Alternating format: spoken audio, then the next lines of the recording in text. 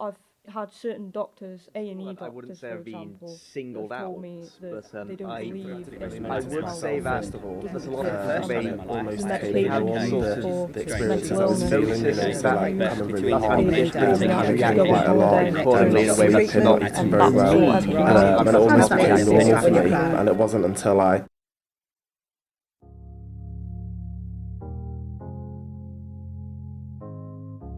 It's okay not to be okay. You may have heard this phrase before. It certainly took social media by storm this World Mental Health Day, with hashtag It's Okay Not to Be Okay trending worldwide. And while this rhetoric is undoubtedly a positive one, what does not being okay really mean? Because I don't know about you, but everyone I seem to speak to seems to be fine. Hey Emma, how are you? I'm good, thanks. How are you? Very good, thank you. Hi Tim, how are you? I'm very well, thank you. Hi Chris, how are you? Hi, I'm well, thanks. Hey, how are you? I'm okay, how are you? I'm getting a cold. Oh no. How are you doing? Hello, Alex. I'm fine, thank you. How are you, Alex? I'm excellent, thank you very much. Hey Mark, how's it going? I'm good, thank you. How are you? Very good, thank you. Hey Chris, how are you? Morning. I'm very well, thank you. Busy. But that's not the real picture, is it? And nor should we believe it is, because according to a House of Commons report, an estimated 1 in 6 people experienced a common mental disorder like depression or anxiety in the past week. So either we're lying to each other, or something else is going on. Something much deeper and much more difficult to change. I'm talking about stigma. This is Island Mentality, where I'm going to explore what services and support the Isle of Man offers for those struggling with mental health challenges.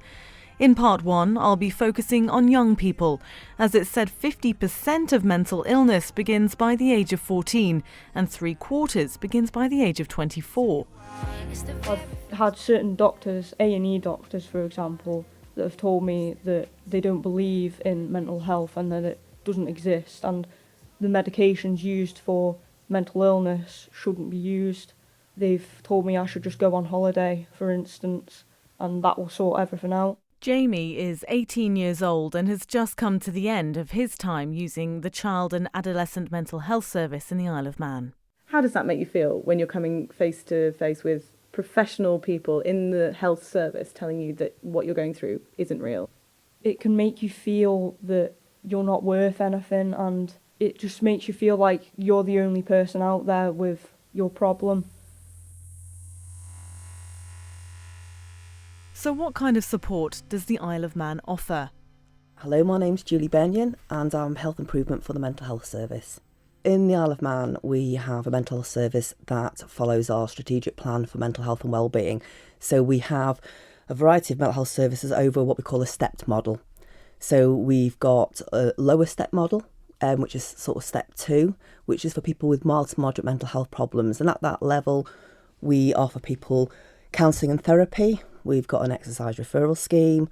We've also got community support, which helps people get back into employment and education. Then we go to step 3, which is for people with more moderate to severe mental health problems. And within that level, we have the community mental health service for adults. We also have the older person's mental health service. We have the child and adolescent mental health service, and we have the drug and alcohol team. And then at what we call step 4, which is more people who have an acute episode of mental health problems, we have Manannan Court, which is our inpatient area. And we also have the crisis response and home treatment team. And that's what we've got on the Isle of Man.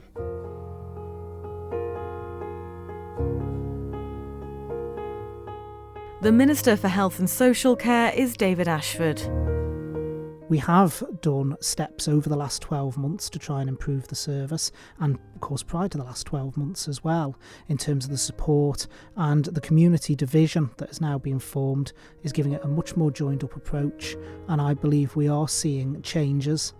Maybe not as fast as I and others would potentially like, but we have to be realistic about what we can do in the timescales, and those changes will continue. Wouldn't it be more sensible or more financially beneficial for government now to put a relatively large cash injection into improving the current services we have, so later down the line we're not spending millions of pounds on a situation that's got out of control? Well, cash injections are all very well, but they've got to actually be aimed in the right areas and deliver on that.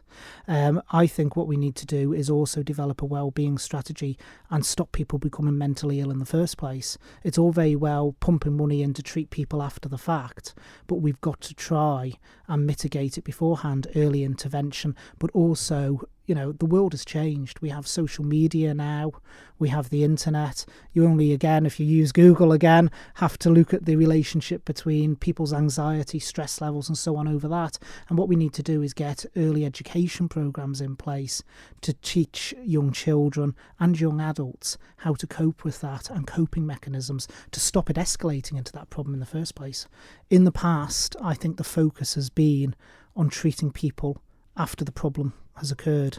What I want to do is, over my time, however long or short that may be as minister, flip that on its head and look at trying to deal with coping mechanisms and early intervention.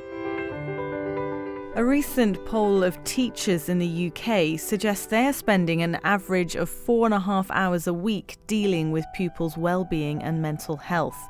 95% say they've seen an increase in children struggling with anxiety. A letter signed by 20,000 people has been delivered to the Chief Inspector of Schools, calling for mental health to be treated as a priority. That's a picture. I mean, anecdotally, we can concur with that. Obviously, we haven't done the research that they've done to produce the actual stats, but I'm sure that we would be fairly close to that. That's the voice of Annette Baker, the head teacher at Ramsey Grammar School. She says the island should be taking note of the UK's recent audit. And it's forced the UK government to commit £1.4 billion to expanding mental health services. And their intention is to reach a third of the young people who need it. That's still not good enough, because, you know, a third means 2/3 are not accessing proper support. And I fear there's a similar situation here on the Isle of Man. They're saying in England an average of 4.5 hours a week is spent by teachers responding to concerns around student mental health and well-being. It's extremely worrying. What do you want to see from a government point of view? I think looking at mental health at every single level needs to be a top priority for government. My overriding impression as head teacher of the school, and having worked in education here for 34 years, I've seen it increasing over those years. And services at every single level are stretched to breaking point. The Health Minister told me more about the Child and Adolescent Mental Health Service. 3 years ago, there were 391 referrals into that service. 2 years ago, there was 464. And then last year, we saw that 464 referrals jump to 595. And I'm pretty certain when we come to the end of financial year this year, we will see those referral numbers go up again. With those referrals on the increase, what is the department doing to make sure there is the infrastructure and the support in place to meet those increasing demands? Well, there's several things. One of the things, first of all, is creating a proper autism service, because at the moment autism is classed in with children's mental health, and I'm not sure that's potentially the right place for it to be. So I know that the team has been working very hard to focus on autism and those sort of areas to try and break them out from the main service. So I think that will be a step change. But also I mentioned the various step project that we've brought in, so the 5 stages, and one of those involves public health working with people early on to try and get mental well-being. So it's not about sitting round and waiting for a mental health crisis to happen or for a child to present. We should be doing more about mental health well-being that's involved in the community, that's going out into the schools and actually providing support on the ground, and that's where the focus needs to be. We're doing our very best in education, as I know colleagues in social services and at every other level of working and supporting young people and families in this arena are, but it's not enough. It needs to be top of the agenda and it needs to be addressed before the situation gets any worse. I'd like to see the government here prioritise mental health to the extent that they are being now forced to do in England. Throwing money at it indiscriminately isn't going to work. We need a strategic view of what the priorities for this island are, and the government, I would say, as they are, need to continue to work really hard to close the gaps in provision, to make sure that all young people and families within this situation are safe. Hi, I'm Josie Corrin, Director of Pastoral Care and Wellbeing at Ramsey Grammar School. I was a pastoral leader and have been for about 15 years, so mental health, although it has increased dramatically, and I mean dramatically, I'd say over about the past 8 years, it was something that I've been very, very passionate about, and I spoke to Annette quite a lot of times about it, and I was really pleased that it came up as a job, to be honest with you, and I absolutely love doing it. It's hard work, it is never ending because there is no end point. Satisfaction-wise, it is just from seeing students who can access the help. There are so many who don't get the help that they need. Either they don't come forward, they don't know where to go outside. So we're doing as much as possible in school to try and bridge that gap between tier 1, tier 2, tier 3, basically. You're just one person. Seeing that demand, how do you deal with that? We've taken it on as a whole school initiative, to be honest with you, and 2 years ago Annette and the leadership group changed the whole ethos of the school. So we introduced our way of being, so it's things like kindness, responsibility, community, and that's based on students and staff. It was really important that the students felt the staff had to go about it the same way as well. So we're doing mental health and wellbeing for students and staff. So student-wise, we go all the way back to the year 6 meetings with parents, and we put it high on the agenda there and inform the parents that their mental health and wellbeing is as important as the exam grades. We have a mental health and wellbeing block. We've increased our listening service capacity by training staff who are interested, and it's really taking on, it's the drip effect really, but the results have been amazing from staff and students really, knowing where to go if they need help, which is what we're trying to just say to them all the time. We talk about students every morning. It's on agenda points for departmental meetings, any students of concern, and also staff of concern, you know, if they're worried about colleagues as well, you know, to pass them on. We've got people coming in for drop-in sessions if staff need to talk to someone or if students need to talk to someone. So it's growing. It would just be nice if we did have more resources to put that into place, really. But are students really noticing all these changes in schools? Cameron is another service user of CAMHS. In school, I wouldn't say I've been singled out, but I would say that that a lot of people, they noticed that I'm different and reacted accordingly in a way that's not mean, but that I'm not exactly happy with. I'm generally sort of very quiet in a school setting. I had difficulty making friends going into secondary school, and as a result of that, I don't really feel as though before I left GCSEs, I didn't really feel as though I was treated kind of equally by most people. The head boy at Ramsey Grammar School is Oliver Cowan, who says mental health has certainly been a priority for him, and he told me why. Growing up, I've experienced a lot of people with mental health issues, and I've noticed myself that it can impact life in a massive way. It's not something that should be swept under the carpet like it usually is. It's something that needs to be openly talked about, and the stigma needs to be removed from mental health. So that's sort of where we're aiming to lead. Amongst the student body, as it were, undoubtedly not everyone's going to be as understanding as each other. Is that something that can change with some schemes like this, or is there a bigger concern there that it's a wider issue? Well, there obviously is a wider issue. A lot of people do have the stigma against mental health, but breaking it down by using these schemes really helps the students to understand where mental health stands and how it can affect everybody, and it doesn't just have to be them that suffers from mental health. It could be anybody in their family and anything that happens within their life, and it could happen to them now or it could happen to them in 40 years' time. We're just giving them that opportunity to educate them about mental health.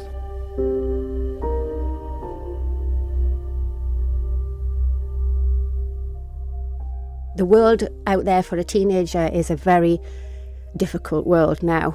You have to be tough, pretty tough. Lorna Fairclough is a director of Manx charity Parent to Parent, which supports those with children struggling with their mental health. I've got a son who's 26 and a daughter who's 17, so there's a big gap between, and I can tell you now the difference in schools and what they offer in the times that they've both been through school is completely different. It's always been a struggle. In the teenage years have always been up and down, and as a parent you expect your child to be, grumpy, don't you? You expect the slamming of doors and that sort of thing, but what you don't expect is for them to reach a point where they don't want to be here anymore. And believe me, as a parent, when you experience that, when your child says they literally don't like life and they don't want to be here anymore, what do you do with that? Where do you go with that? Even the school struggle with, what do you do with that? But for them to reach that point, they've gone through a period of time of very low mood and difficult times. You don't become suicidal overnight. There's normally a build-up to it. And that's because a lot of it is early intervention.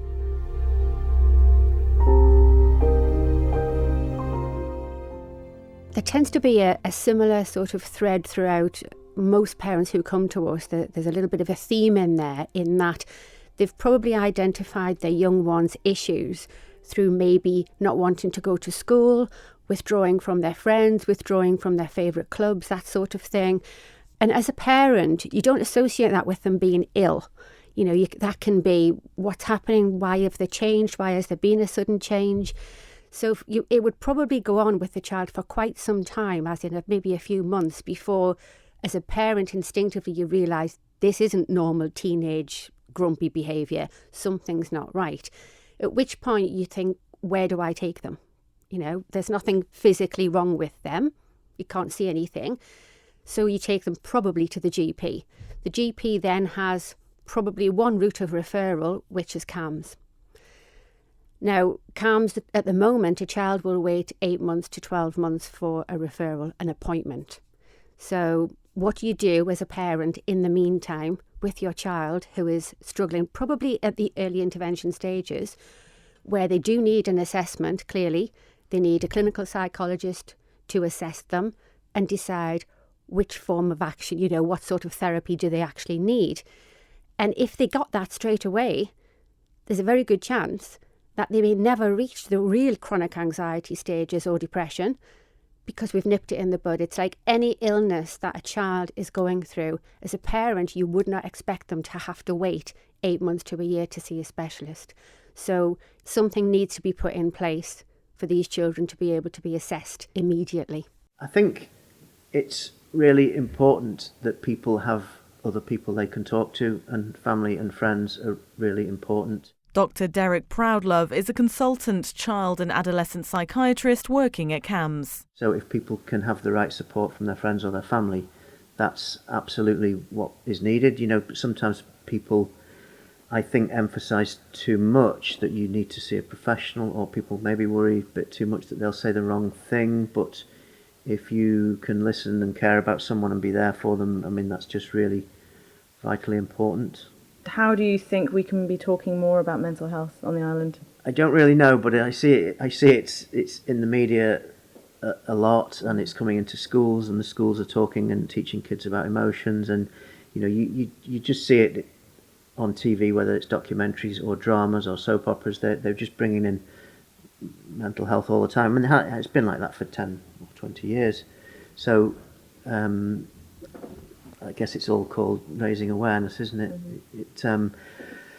One of perhaps the consequence of raising awareness is that a lot more people go for help, and then the problem is there's a mismatch. There's a the number of people seeking help and the resource that's actually there doesn't match up, and there isn't enough resource to meet the demand. I know a lot of people say the answer is money, put more money into the service.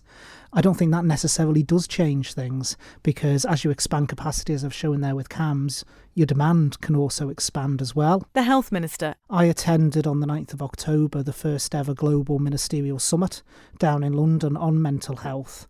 And one of the key things that was put across there is that early intervention is the key. And one of the things in the next financial year that I want to focus on within the department is not just early intervention in mental health, but early intervention in things across the department. I think that's got to be a theme for next year.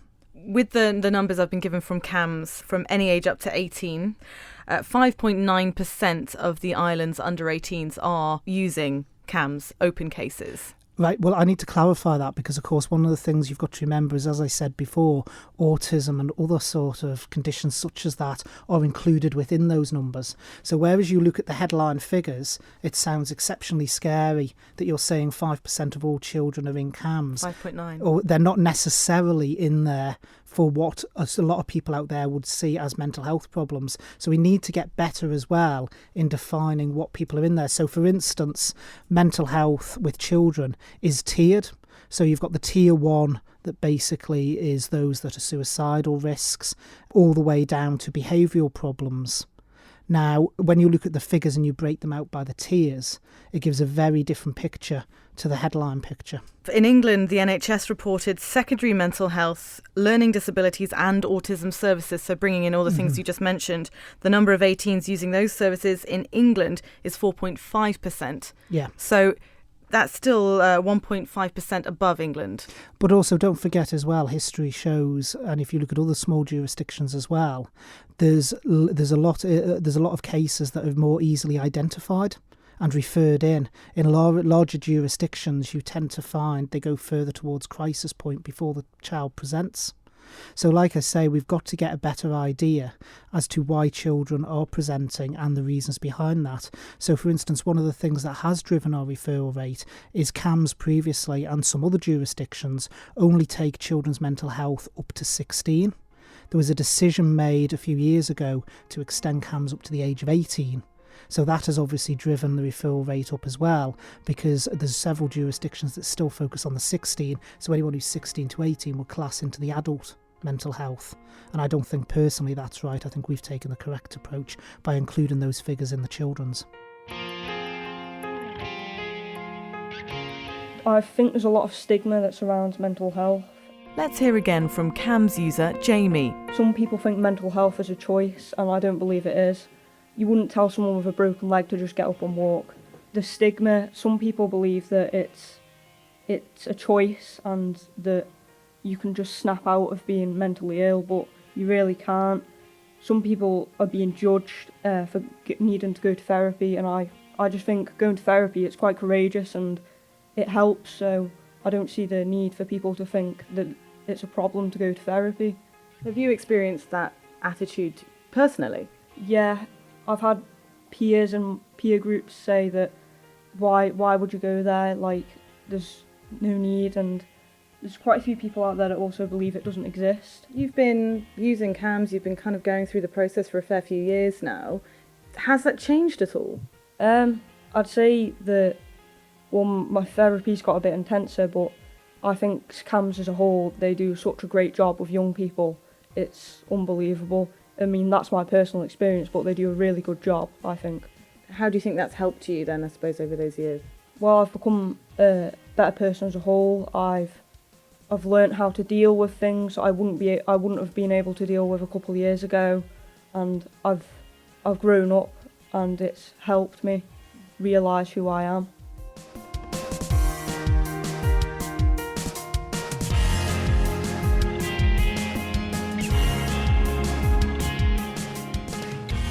Bringing more attention to it definitely could help in any case. I think the support in schools could improve, and they do try, and I appreciate that they try to give support, but they don't have what they need to just help out people who are in need to make them feel comfortable in this setting. I think largely this again is a matter of awareness. I don't know what the global solution to this is as far as the Isle of Man is concerned, but I do know that more needs to be done at every level to support students and staff. We fear at the moment this is a situation which is rapidly becoming out of control, that we just are running to catch up on. We're doing our very best and will continue to do our very best, And I know all the other services on the Isle of Man are doing that too. I would suggest, it's an easy thing to say, and the people who are holding the purse strings will know this, but I would suggest certainly that something along the lines of what they're doing in England needs to be done here if we are to have or to stand a remote chance of addressing the needs of young people and staff in this very difficult area. Very keen to imbue the students with the sense that they have the capacity to change the world, and it's got to start somewhere. You know, you can't change the world overnight, but there's lots of sayings and mottos about this that, little changes, one little change adds to other little changes, and it accumulates and creates a momentum that leads to real change. And the students, I hope, feel that they have individually and collectively the capacity to make the world a better place. In my research for this programme, there was one thing that was outstandingly obvious from the start, and that was that this topic of mental health is huge.